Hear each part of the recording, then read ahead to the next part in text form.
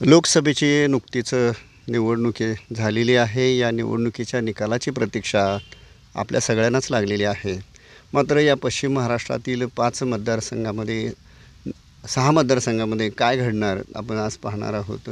तर आपल्यासोबत आहेत ABP माझा न्यूजचे प्रतिनिधी, पुणे जे विभागाचे प्रमुख आहेत ते. तर आपण आज त्यांच्याशी या विषयावर एक आढावा घेणार आहोत.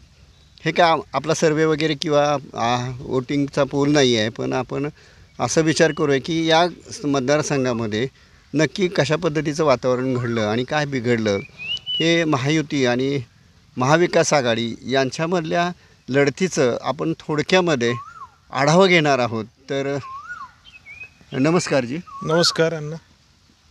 एकूण काय वाटतं ह्या 6 मतदारसंघामध्ये काय परिस्थिती आहे? पश्चिम महाराष्ट्रामध्ये एकूण 10 लोकसभेचे मतदारसंघ आहेत आणि आपण देश पातळीवरती होणारी ही निवडणूक पाहिली तर देश पातळीवरती म्हणून काही कॉमन फॅक्टर आहेत ते इथंही लागू होतात आणि इथले काही मुद्दे, इथले काही प्रश्न आहेत जे इथल्या मतदारांवरती प्रभाव टाकतात. म्हणजे राष्ट्रीय मुद्दे पण प्रभाव टाकणारे आहेत आणि स्थानिक मुद्दे पण प्रभाव टाकणारे आहेत. राष्ट्रीय मुद्दा अर्थातच भाजप आणि महायुतीच्या बाजूने, तो म्हणजे पंतप्रधान नरेंद्र मोदींकडे पाहून होणारं मतदान किंवा यावेळी त्यांच्याबद्दल असलेली नाराजी किंवा त्यांच्या विरोधात असलेली एक सुप्त अशी लाट, हा एक भाग. दुसरीकडे हा सगळा पश्चिम महाराष्ट्रातला पुणे वगळता बऱ्यापैकी ग्रामीण भाग आहे. तर ग्रामीण भागामध्ये असलेले शेतकऱ्यांचे प्रश्न, दुष्काळाची तीव्रता हा एक भाग आणि दुसरीकडे मतांचं ध्रुवीकरण हा दुसरा भाग. असे अनेक जे काही मुद्दे आहेत, फॅक्टर आहेत. मग जरांगे पाटलांचं आंदोलन असेल, त्याचबरोबर उमेदवारी देण्यावरून न देण्यावरून झालेली नाराजी असेल, असे अनेक मुद्दे जे आहेत ते मतदारांना प्रभावित करून गेलेले आहेत. परंतु मला वाटतं की सगळ्यात महत्त्वाचा जो मुद्दा आहे तो म्हणजे महाराष्ट्रामध्ये पक्षफुटी किंवा पक्षफोड जी झाली किंवा पक्ष फुटले त्यानंतर लोकांमध्ये उमटलेली प्रतिक्रिया.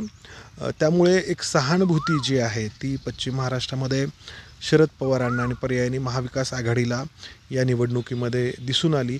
जी सहानुभूती उद्धव ठाकरेंना मुंबई, कोकण या पट्ट्यामध्ये पाहायला मिळाली, ती सहानुभूती शरद पवारांना इकडे पाहायला मिळाली. आणि याच्या विरोधात पंतप्रधान नरेंद्र मोदींचा करिश्मा, त्यांच्याकडे पाहून होणारं मतदान हे भाजपसाठी या ठिकाणी जमेची बाजू ठरली. तर हे मुद्दे या निवडणुकीवरती प्रभाव टाकणारे ठरले.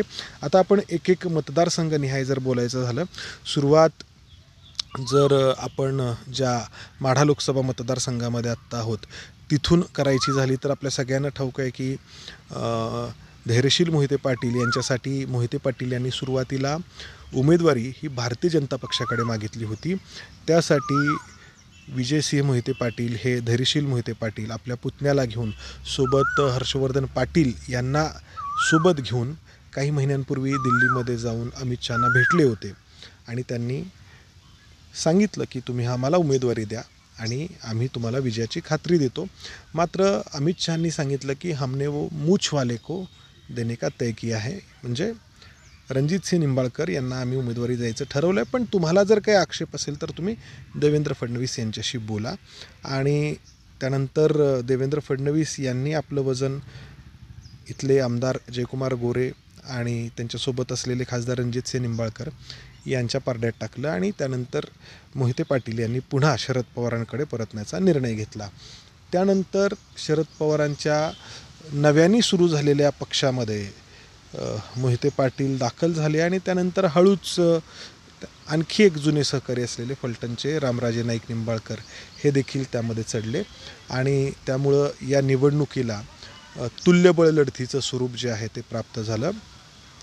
मसवड शहरामध्ये आमदार जयकुमार गोरे यांचा प्रभाव आहे, मान तालुक्यामध्ये प्रभाव आहे. त्यामुळे भारतीय जनता पक्षाला आपण आत्ता जिथे आहोत त्या परिसरातून मतदान होणार हे इथल्या लोकांशी बोलल्यानंतर आपल्याला लक्षात येतं.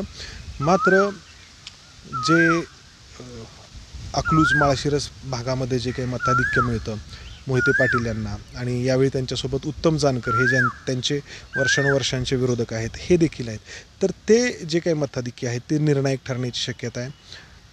सांगोला भागातून देखील त्या ठिकाणी जे मताधिक्य आहे तर ते निर्णायक ठरण्याची शक्यता आहे आणि त्यामुळं या लढतीला तुल्यबळ लढतीचं स्वरूप प्राप्त झालं आहे.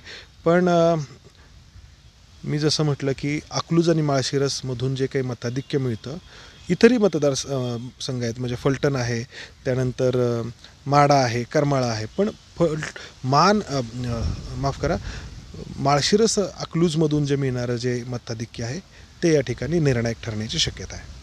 आता आपण दुसरा जो मतदारसंघ आहे तो आपल्या जवळचाच आहे, तर तो मतदारसंघ आहे सातारा. तर या साताऱ्यामध्ये काय परिस्थिती वाटते आपल्याला? सातारची पण आपण पार्श्वभूमी पाहूयात उमेदवारीची. सातारा लोकसभा मतदारसंघातून उदयनराजे भोसले यांनी उमेदवारी मागायला सुरुवात केली आणि त्यांना उमेदवारीसाठी बराच काळ संघर्ष करावा लागला. खरं तर भारतीय जनता पक्ष हा आत्ता अतिशय शिस्तबद्ध पक्ष म्हणून मानला जातो आणि एकदा वरून म्हणजे केंद्रीय नेतृत्वाने घेतलेला निर्णय हा खाली त्याला विरोध करण्याची प्रथा भाजपमध्ये नाही, तो निमूटपणे पाळावा लागतो. मात्र उदयनराजे भोसले यांनी त्यांना उमेदवारी मिळत नाही हे लक्षात आल्यानंतर दिल्लीमध्ये तळ ठोकला, एका अर्थाने दबावतंत्राचा वापर केला आणि ती उमेदवारी खेचून आणली.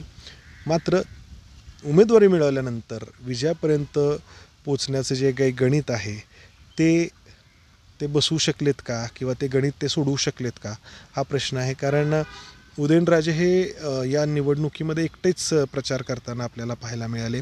आमदार जयकुमार गोरे जे सातारा जिल्हा भाजपचे प्रमुख आहेत तर ते मानमध्ये अडकून पडले होते आणि इतर जे भारतीय जनता पक्षाचे नेते आहेत त्यामध्ये उदयनराजेंचे बंधू शिवेंद्रराजे भोसले हे उदयनराजेंचं काम करत होते, पण इतर जे महायुतीमधले घटक पक्ष आहेत, शंभूराजे देसाई यांनी उदयनराजेंचं काम केलं, पण जे वाई खंडाळ्याचे जे आमदार आहेत महायुतीमध्ये आहेत, मकरंद पाटील, ते दिसत होते महायुतीच्या स्टेजवरती, पण त्यांचे कार्यकर्ते इकडे महाविकास आघाडीच्या शशिकांत शिंदेंच्या प्रचारामध्ये दिसत होते आणि दुसरीकडे कराड उत्तर आणि कराड दक्षिण हा अनुक्रमे बाळासाहेब पाटील आणि पृथ्वीराज चव्हाण यांचा मतदारसंघ, तर तिथून शशिकांत शिंदे यांना मताधिक्य मिळण्याची शक्यता आहे.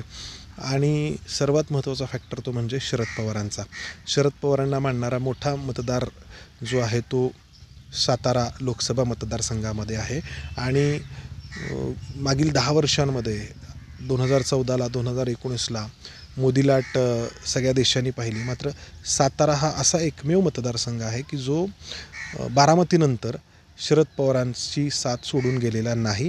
मग कितीही मोठी जरी मोदी लाट असली तरी सातारा मतदारसंघातील जो मतदार आहे तो शरद पवारांच्या पाठीशी उभा राहिला आहे. म्हणजे उदयनराजेंनी आपल्या सगळ्यांना ठाऊक आहे की 2019ला निवडून आल्यानंतर काही महिन्यात राजीनामा देऊन भाजपकडून निवडणूक लढवली, मात्र तरीही शरद पवारांनी त्यांचा तो गड आहे तो कायम राखला. यावेळी हा मतदार अधिक सहानुभूतीने शरद पवारांकडे पाहतो आहे आणि यामध्येच सातारचं जे काही भवितव्य आहे निकालाचं ते सामावलेलं आहे. आता महत्त्वाचा जो मतदारसंघ आहे आपण जो आहे बारामतीचा, ज्या बारामती मतदारसंघामध्ये जे अजितदादा शरद पवारांच्याकडून फुटून गेले आणि त्यांनी स्वतःच्याच बायकोला उभं केलं, तिथं जी लढत आहे ती अगदी एका घरात आहे आणि दोन्ही पक्षाच्या म्हणजे दृष्टीनं म्हणजे राष्ट्रवादींचा शरद पवारांचा गट आणि राष्ट्रवादींचा अजित पवारांचा गट, ह्या दोघांच्या दृष्टीनं महत्त्वाची निवडणूक आहे. मग इथं नेमकी परिस्थिती काय आहे? बारामती लोकसभा मतदारसंघाच्या निवडणुकीच्या निकालावरती अजित पवारांचं राजकीय भवितव्य आणि त्यांच्यासोबत जे राष्ट्रवादी काँग्रेस पक्षामध्ये गेलेले आहेत त्यांचं देखील राजकीय भवितव्य अवलंबून आहे आणि त्यामुळं बारामतीच्या लढतीकडं संपूर्ण देशाचं लक्ष होतं. या निवडणुकीला सुरुवात झाली तेव्हा निवडणुकीसाठी लागणारी सगळी यंत्रणा, पक्षाचे पदाधिकारी, कार्यकर्ते हे सगळे अजित पवारांनी त्यांच्यासोबत नेले. त्याचबरोबर पुणे जिल्हा मध्यवर्ती बँक असेल, पुणे जिल्हा शिक्षण मंडळ असेल, अशा महत्त्वाच्या संस्था या देखील अजित पवारांनी स्वतःच्यासोबत नेल्या. त्याचबरोबर वेगवेगळ्या संघटना असतील, मग व्यापारी संघटना असेल, वकील संघटना असेल किंवा अशा ज्येष्ठ नागरिकांचा संघ असेल, अशा सगळ्या संघटना देखील अजित पवारांनी स्वतःच्या ताब्यात ठेवल्या.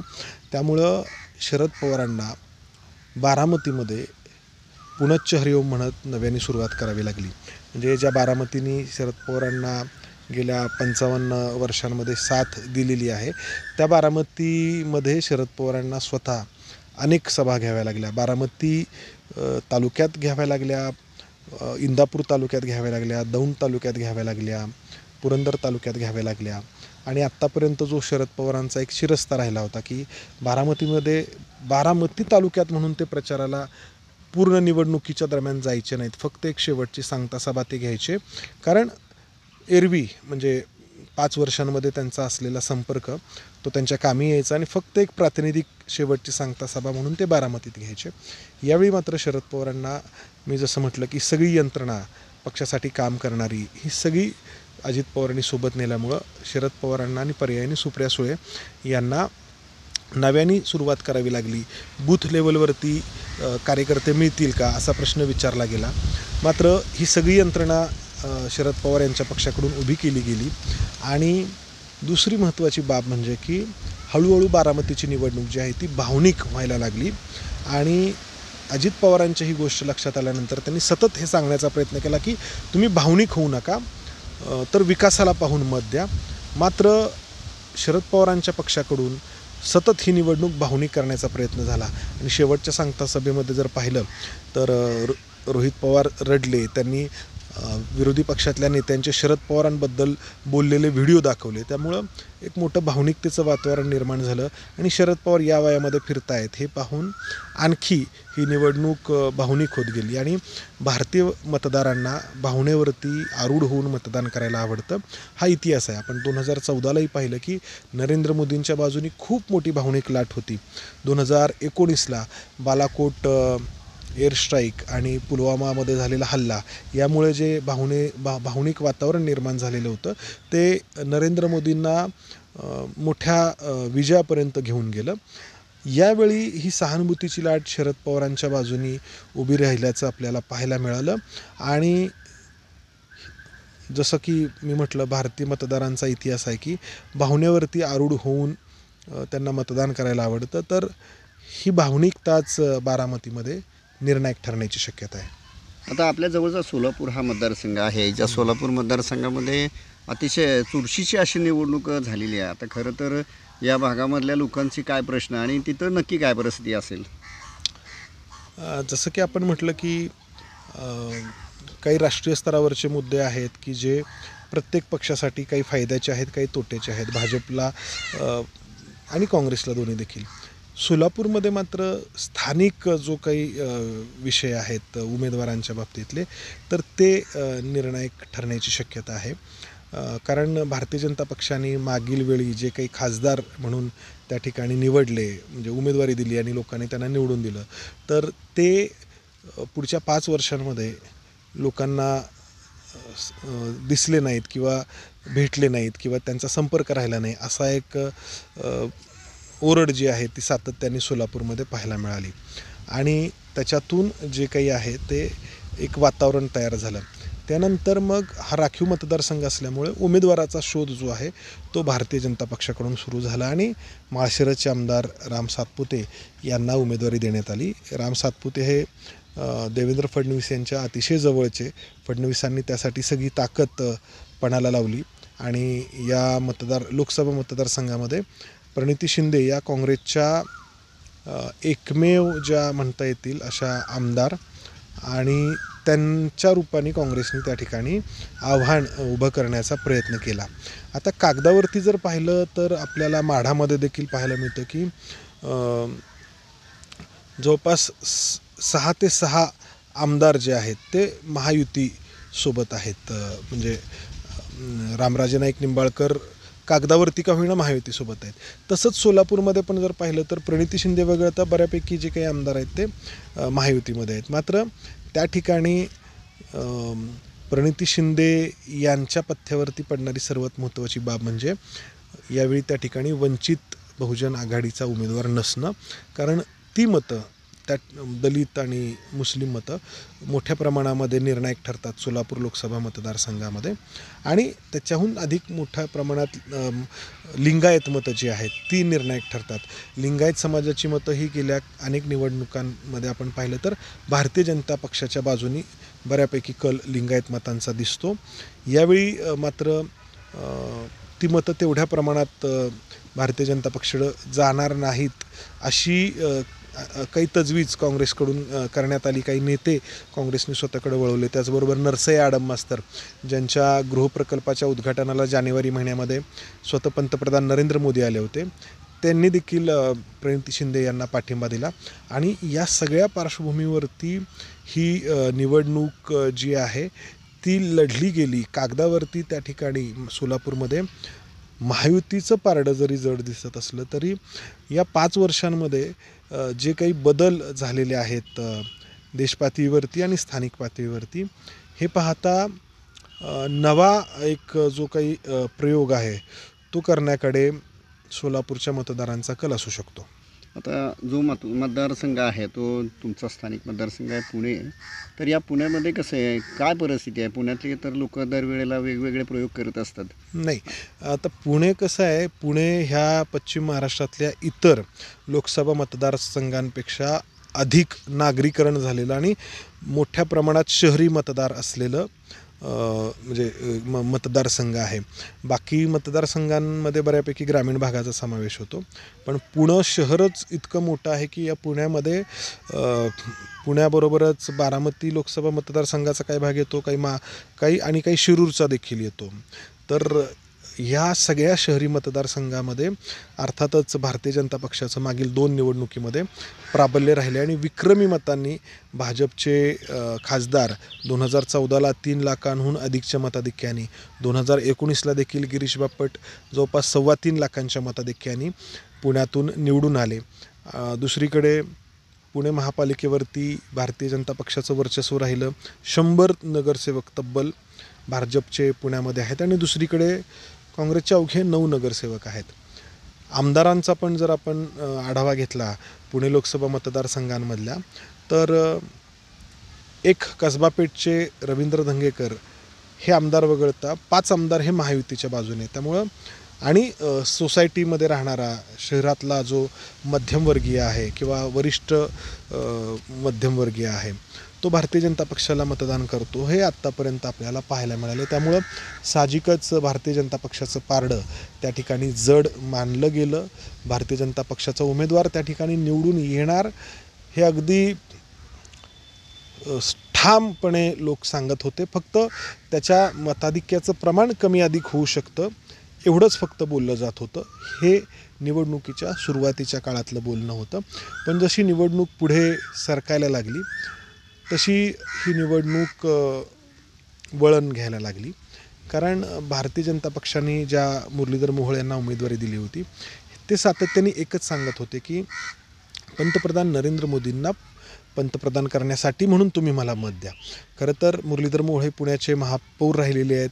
पुण्याच्या महापालिकेच्या स्थायी समितीचं अध्यक्षपद त्यांनी भूषवलेलं आहे. या काळामध्ये अनेक कामं महापालिकेकडून झालेली आहेत.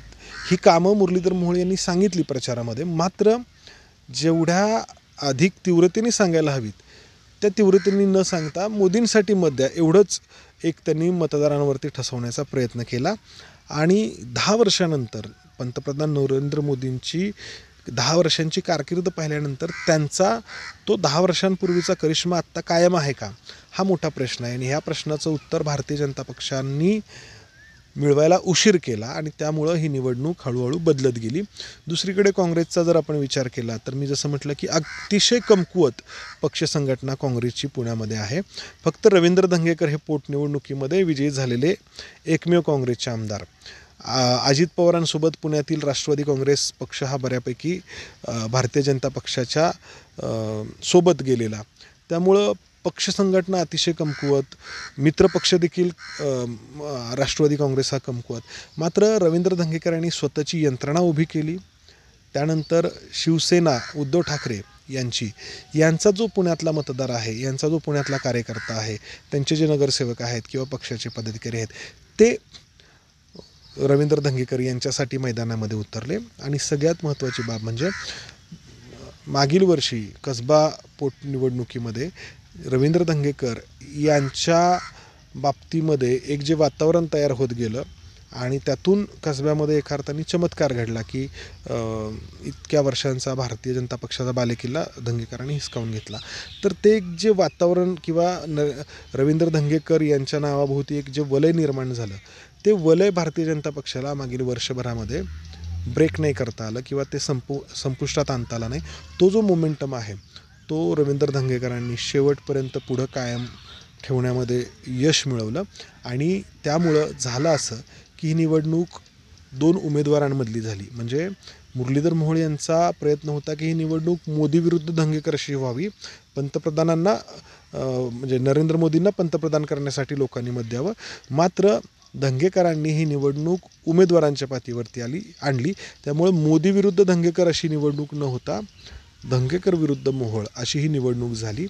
आणि त्यामुळं रवींद्र धंगेकर हे आधी खूप पाठीमागे आहेत पक्ष संघटनेच्या पातळीवरती किंवा नरेंद्र मोदींच्या करिश्म्याच्या समोर काँग्रेसचा उमेदवार कितपत टिकेल असं सगळं मानलं जात असताना हळूहळू आक्रमक पद्धतीने प्रचार करत रवींद्र धंगेकर हे पुढे येत गेले. आणि एकदम अटीतटीची जी लढत आहे ती पुण्यामध्ये पाहायला मिळेल. आणि मोठ्या प्रमाणामध्ये रवींद्र धंगेकरांनी स्वतःची यंत्रणा या लोकसभा मतदारसंघामध्ये उभी करून कसब्यासारखा चमत्कार आपण करू शकतो हे मतदारांना पटवून देण्याचा प्रयत्न केला आहे. आता मतदारसंघ जो आहे त्याच्यामध्ये एक सांगलीचा असा मतदारसंघ आहे की त्याच्यामध्ये ती जागा आहे ती शिवसेनेला सोडण्यात आलेली होती. शिवसेनेनं उमेदवार जाहीर केला, मात्र ती खरी जागा मूळची आहे ती काँग्रेस पक्षाची होती. राष्ट्रीय काँग्रेसनं यामध्ये आक्रमक भूमिका घेत आम्हाला तिथली उमेदवारी द्या अशी मागणी केली, पण ही मागणी धुडकावत पुन्हा शिवसेनेलाच देण्यात आली. आणि मग याच्यामध्ये पुन्हा तिथून राष्ट्रीय काँग्रेसचे बंडखोर उमेदवार म्हणून विशाल पाटील यांनी निवडणूक लढवली. खरं तर तिथं मागच्या वेळेला भाजपचे उमेदवार जे आहेत ते निवडून आलेले होते. आता मग यामध्ये काय परिस्थिती आहे? खरं तर संजय काका पाटील 2 वेळा तिथून खासदार झाले. दोन्ही वेळा विशाल पाटील यांचा त्यांनी पराभव केला. आणि पराभव झाल्यानंतर विशाल पाटील यांचा जनसंपर्क किंवा लोकांमध्ये जाऊन काम करणं हे पाहायला मिळालं नाही. आणि त्यामुळेच 2014ला पण 2019ला पण म्हणजे त्यांच्या कुटुंबाला म्हणजे ते असतील किंवा प्रतीक पाटील असतील किंवा एकूण जे काही वसंतदादा यांच्यानंतरचं जे कुटुंब असेल यांना सांगलीच्या मतदारांनी नाकारलं. 2 वेळा पराभव झाला. आणि जेवढा संपर्क एका नेत्यांनी ठेवायला हवा तेवढा विशाल पाटील यांनी ठेवला नाही. त्यामुळं जेव्हा या निवडणुकीच्या सगळ्या प्रक्रियेला सुरुवात झाली तेव्हा संजय काका पाटील यांचं पारडं जड मानलं गेलं. त्या ठिकाणी असलेले आमदार बऱ्यापैकी आणि त्यात जे जयंत पाटील हे जरी महाविकास आघाडीमध्ये असले तरी त्यांचा आणि वसंतदादा पाटील यांच्या घराण्याचा जो जुना संघर्ष आहे तो पिढ्या बदलल्या तरी तो सुरूच आहे. त्यामुळं संजय काका पाटील यांना ही लढत सोपी आहे असं सुरुवातीला मानलं गेलं.